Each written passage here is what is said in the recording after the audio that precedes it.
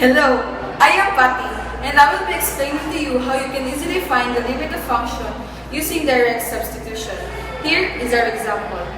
Limit of 6x as x approaches to 2. Here we can observe that the function is in its simplest form, so we can simply plug in the x value into the function. Remember, we can only use direct substitution if and only if the function is in its simplest form. The x value here is the approaching value of the limit, which is the number 2. Start substituting the x value into 2. So we have 6 times 2, 6 multiplied by 2 is 12. So the answer is 12. Hi, I am Ray. Let's proceed to another example. We have limit of x squared minus 2x as x approaches to 2. As you can see, we can further simplify this example by expanding its roots. X squared is the same as x times x. So we can distribute x to the quantity of x minus 2. X multiplied by itself is x squared. Then x multiplied to negative 2 is negative 2x. Now, we have observed that the simplest form of this expression is x multiplied by the quantity of x minus 2. Substitute the x value into 2.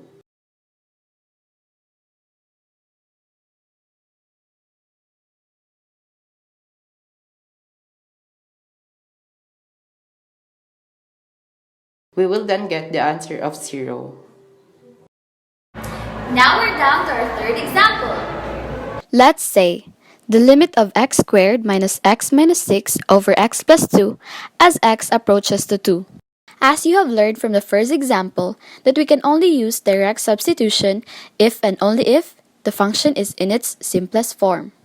This example is not in its simplest form because we can still factor the given expression and simplify it. We can simplify the expression on top.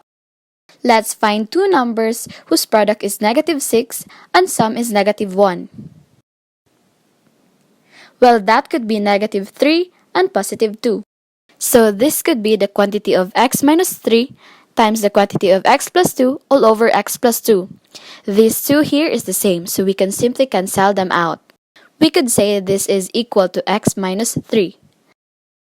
Substitute the x value into 2 and you will get the answer of negative 1. Let's proceed to another example using direct substitution and rationalization. We have the limit of x plus 1 over the square root of x plus 5 minus 2 as x approaches to 4. Now, the technique we're going to use is when you get this indeterminate form and you have a square root in either the numerator or the denominator. Rationalizing the expression might help to get rid of the square root. In this case, the square root is in the denominator, so it would be rationalizing the denominator.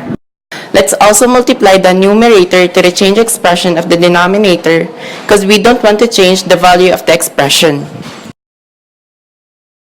So this is x plus 1 multiplied by the square root of x plus 5 plus 2.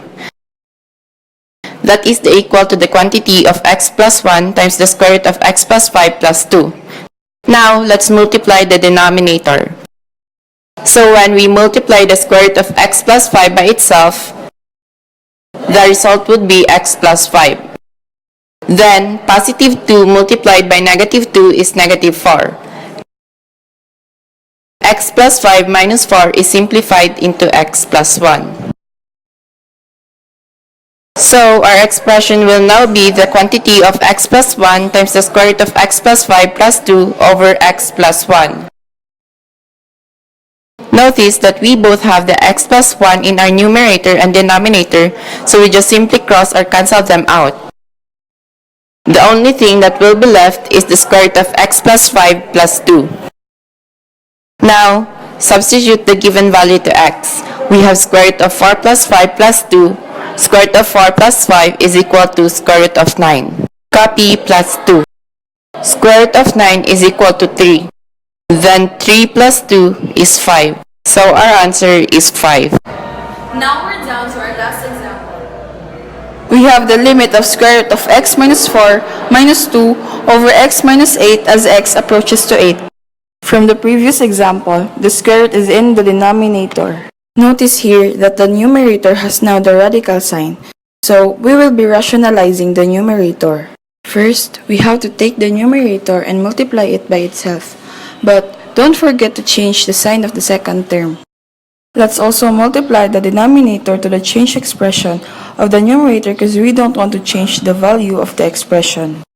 So let's simplify first the numerator. We have the square root of x minus 4 multiplied by itself, we will get x minus 4. Then the remaining negative 2 multiplied by positive 2 is negative 4.